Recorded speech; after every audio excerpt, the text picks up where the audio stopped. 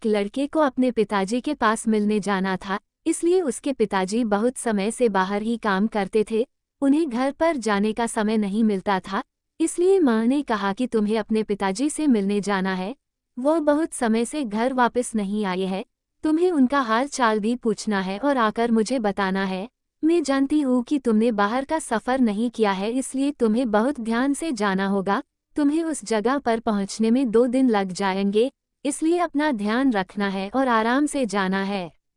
लड़के ने कहा कि आप चिंता न करें, मैं आराम से चला जाऊंगा। माँ ने कहा कि जब तुम पहले कभी नहीं गए हो, इसलिए चिंता तो होती है। मैंने तुम्हारे खाने की कुछ चीजें रख दी है और कुछ पैसे भी रखे हैं जो तुम्हारे काम आएंगे। ध्यान से जाना और आराम से वापस आना। रास्ते में किसी से ज्यादा बात नहीं करनी है, किसी को कुछ भी बताना नहीं है।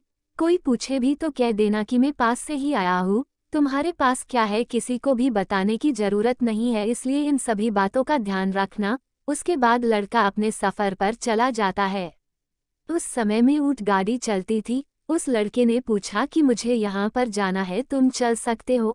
उसने कहा कि बैठ जाओ, अभी बहुत समय लग जाएगा, लेकिन ये जगह 2 दिन का सफ़र लेती है। अगर 2 और सवारी मिल जाए तो उसके बाद चलते हैं।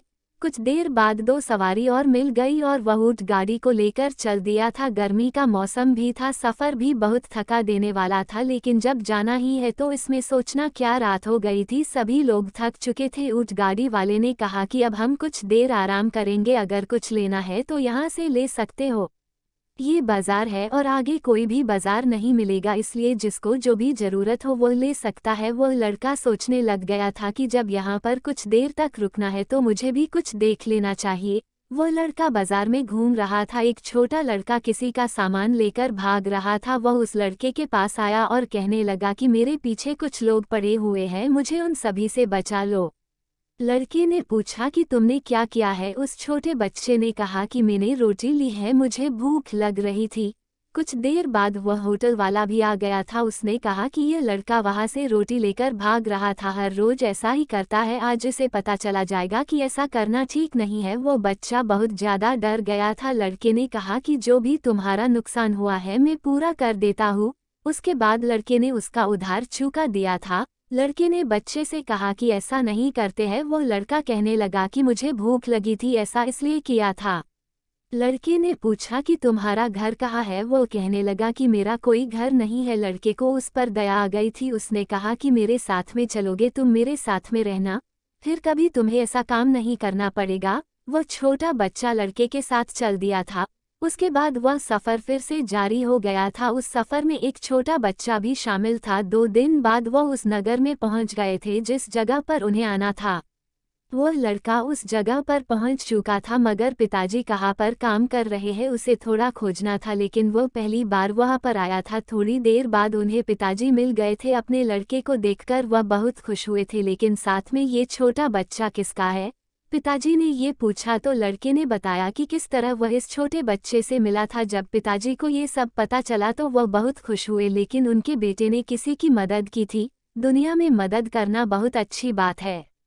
पिताजी ने कहा कि इसे हमेशा पाने साथ रखना और इसे भी काम सिखा देना, जिससे ये जीवन में कभी भी ऐसा काम ना करे जिससे उसे परेशानी का सामना करना पड़े।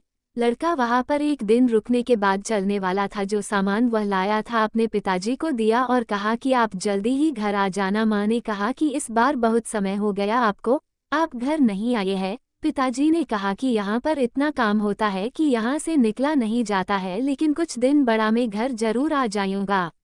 उसके बाद लड़का वापस चला गया था। दोनों साथ में ही घर जाने लगे थे। जब 2 दिन बड़ा वह घर पहुंचे तो माँ ने भी यही पूछा कि यह बच्चा किसका है। लड़के ने पूरी बात माँ को बताई। उसके बाद माँ ने कहा कि यह अब से यही रहेगा और तुम्हारा छोटा भाई है, इसलिए इसका ध्यान भी तुम्हें ही रखना होगा। लड़के ने कहा कि आप चिंता न करें, हम साथ में रहेंगे।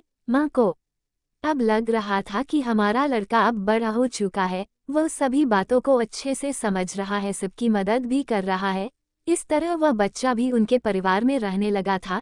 ये कहानी हमें यही बताती है कि जीवन में कुछ अच्छे काम करके हम दूसरों की मदद कर सकते हैं, जिससे उनके जीवन की परेशानी दूर हो सके। एक लड़के की कहानी।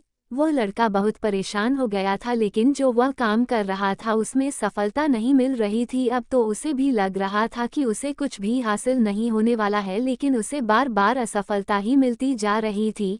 वो अब ये सोच बैठा था कि उससे कुछ नहीं होगा। अब वह अपने काम पर भी ध्यान नहीं देता था क्योंकि वह उसे करना नहीं चाहता। एक दिन वो साधु बाबा को देखता है। वह अपने हाथी के साथ थे। उस लड़के की नज़र जब हाथी पर गई तो वह देखता है कि हाथी एक रस्सी से बंधा हुआ है। वो रस्सी बहुत ही कमजोर थी, जबकि हाथी उसे कभी भी तोड़ सकता था। लेकिन वह लड़का देखता है कि हाथी कोई भी कोशिश नहीं कर रहा है। ऐसा क्यों था? वह लड़का साधु बाबा के पास जाता है। वह कहता है कि यह हाथी इस रस्सी को तोड़ सकता है, बट फिर भी आपने ये रस्सी इससे बांधी हुई है। साधु बाबा कहते हैं, जब ये हाथी बहुत छोटा था तभी से यह रस्सी बंधी हुई है।